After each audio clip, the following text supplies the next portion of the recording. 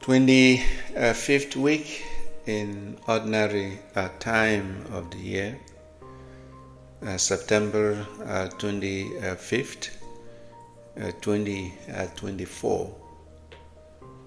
The readings call for the spirit of contentment.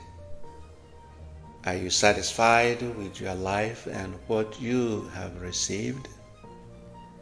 How can we strike a balance between not being overly dependent on what we acquire to the point of losing our faith in God, and not being too distanced and indifferent to dishonoring God's name by our way of life? In the Gospel, Jesus gave his 12 apostles the power and authority to cast out demons, heal the sick, and proclaim God's kingdom. However, the apostles were limited to what they could carry along, lest it become a burden. They were to travel light, and excess carry-on can be burdensome.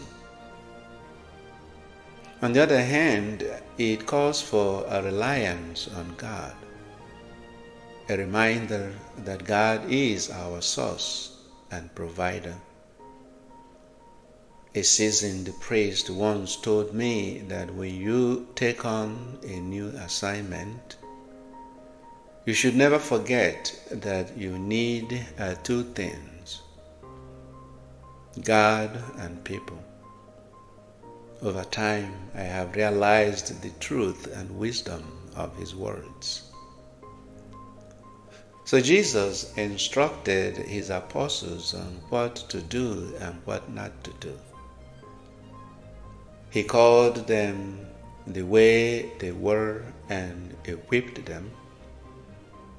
They were ordinary people who struggled and often misunderstood Jesus, but they persevered.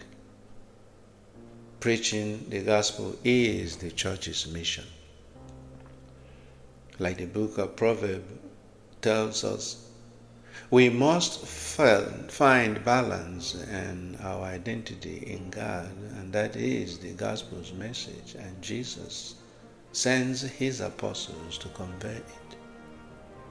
It is in the heart of making discipleship and proclaiming God's kingdom.